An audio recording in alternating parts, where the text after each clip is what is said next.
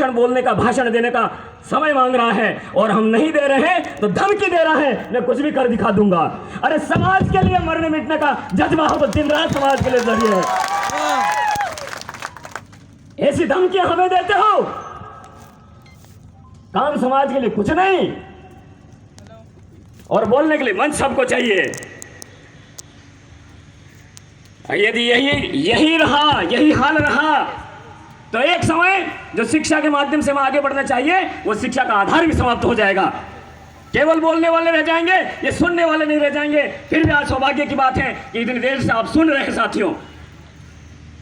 फिर भी सभी का हमने प्रयास किया, हम सभी से मिले, सभी से बात की, सभी नेताओं से बांसवाड़ा के बाहर वालों को हम नहीं संपर्क कर पाए, हमारे पास समय का अभाव था। सभी से हम बिल्कुल दिल से मिलना चाह रहे थे, मन से सबका आह्वान करना चाह रहे थे कि हम एकजुटता दिखाएं, एक मंच पर आए। लेकिन फिर भी बांसवाड़ा के साथियों को, सभी संगठनों ने आज हमारे लिए एक सकारात्मक पहल हुई है कि आज न केवल आदिवासी समाज के अधिकांश संगठन, आदिवासी समाज में जो अधिकांश राजनेता जो किसी भी पार्टी से जुड़े हुए हैं, और इतना ही नहीं, आज इस मंच पर संख्या कम दिखाई दे रही। मैं स्वीकार करता हूं कि हमने सरकार को जो चुनौती दी थी उस चुनौती पर खरे तो नहीं उतर पाए हैं, लेकिन हमने एक काम अवश्य किया है आज कि आज न केवल आदिवासी समाज के समस्त संगठन, कुछ को छोड़ करके बाकी दलित समाज और ओबीसी समाज के भी प्रतिनिधि इस मंच पर एक होकर के बैठे हैं। ये मेरे लिए सबसे बड़ी खुशी की बात है। आने वाले समय में हम एक होकर के हमारे लिए और आगे की लड़ाई लड़ेंगे। साथियों, कोई समस्या नहीं, हमें एकजुट होने की जरूरत है, संघर्ष करने की जरूरत है। मैं इस अवसर पर कहना चाहूंगा कि हमने कोई संघर्ष नहीं किया, मैंने कुछ नहीं किया। मेरे ये जो साथी हैं, ये 5 देश की टीम है और आप लोग जो हैं, उन्होंने आज हमें यहाँ खड़ा करने लाए और हम सबको इस मंच पर बैठने के लायक बनाए समाज के नाम पर। वरना हम सब केवल और केवल पार्टियों के नाम पर लड़ रहे हैं, राजनीति के नाम पर लड़ रहे हैं। साथियों, किसी ने कहा है कि संघर्ष से हटकर जिए तो क्या जिए हमें आके तुम, संघर्ष से हटकर जिए तो क्या जिए हमें आके तुम।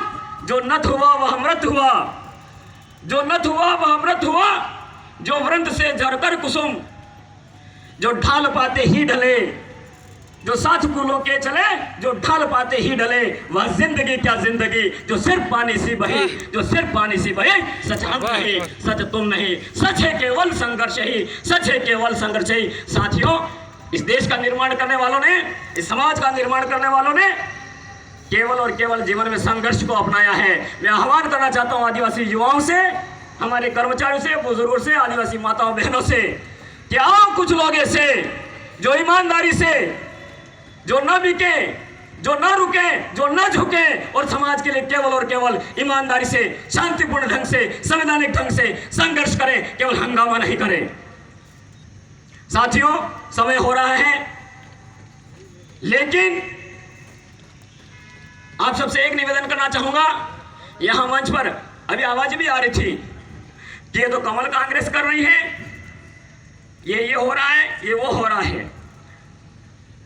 डॉक्टर विकास जी बामनिया, उप जिला प्रमुख, आप हमारे टीएडी मंत्री के सुपुत्र हैं और भारतीय राष्ट्रीय कांग्रेस से उप जिला प्रमुख भी हैं। आप हमारे बीच में बैठे हैं, आपकी पार्टी सत्ता में है। हमने बहुत प्रेम से आपका सहयोग जरूर लिया है, हमने आर्थिक सहयोग हमने हमारे नेताओं से लिया है। मैं विकास जी का नाम स्पेशल नहीं लेना चाहूंगा, सबसे लिया, सबने दिया। और हमारा हक है आपसे मांगना, हमारा हक है आपसे मांगना समाज के नाम पर।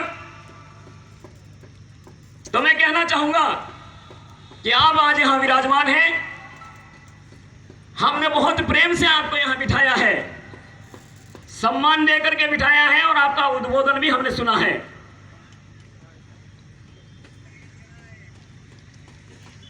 लेकिन डॉक्टर साहब, मैंने आदिवासी आरक्षण मंच की ओर से केवल सामाजिक व्यक्ति होने के नाते आपको यहां नहीं बिठाया है, एक राजनीतिक व्यक्ति के रूप में हमने आपको बिठाया है। और इसलिए बिठाया है कि अनुसूचित क्षेत्र में सरकार कौन होता है? TAD minister. कौन होता है बताइए? टीएडी मिनिस्टर, आज हमने सरकार के प्रतिनिधि को हमारे बीच में बिठाया है। आपसे आह्वान करना चाहूंगा कि हमने आपको जो सम्मान दिया है, जो बिठाया है, आज आप ही जा करके हमारे मंत्री साहब से अनुरोध कीजिए, निवेदन कीजिए। आप निवेदन कीजिए, आप निवेदन कीजिए कि ये संख्या बहुत कम है। अभी हमारे एक भाई साहब ने कहा था कि आर या पार वाला मामला है।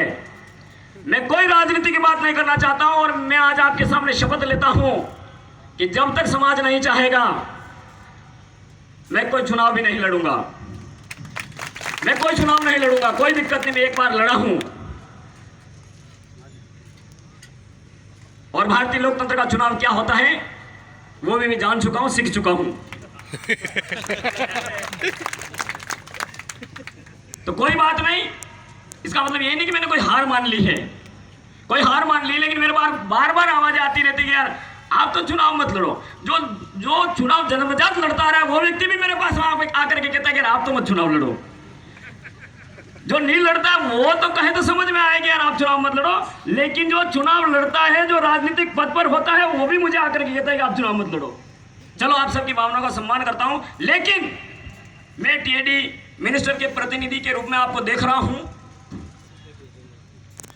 तो आप ये संख्या भले कम दिखाई दे रही है, लेकिन आने वाले समय में मैं कोई राजनीतिक बात नहीं कर रहा हूं, लेकिन जो सच्चाई है, जो तथ्य है, वो मैं बात करता हूं। इस क्षेत्र का जो वातावरण है उसकी बात कर रहा हूं मैं, क्योंकि सच को उजागर करना हमारा कर्तव्य है।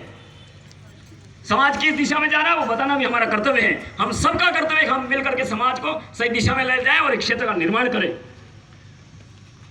तो आने वाले समय में मैं चाहता हूं कि विश्व आदिवासी दिवस के पहले सरकार हमारी ये जो 3 मांगे हैं, जनसंख्या के अनुपात में आरक्षण, राज्य सेवा में आरक्षण और ये जो न्यूनतम पात्रता वाला मुद्दा है, आपको जो भी हमसे इस मुद्दों पर, क्योंकि मैं टेक्निकल बातों पर जाऊंगा, संवैधानिक बातों पर जाऊंगा तो बहुत विस्तार हो जाएगा।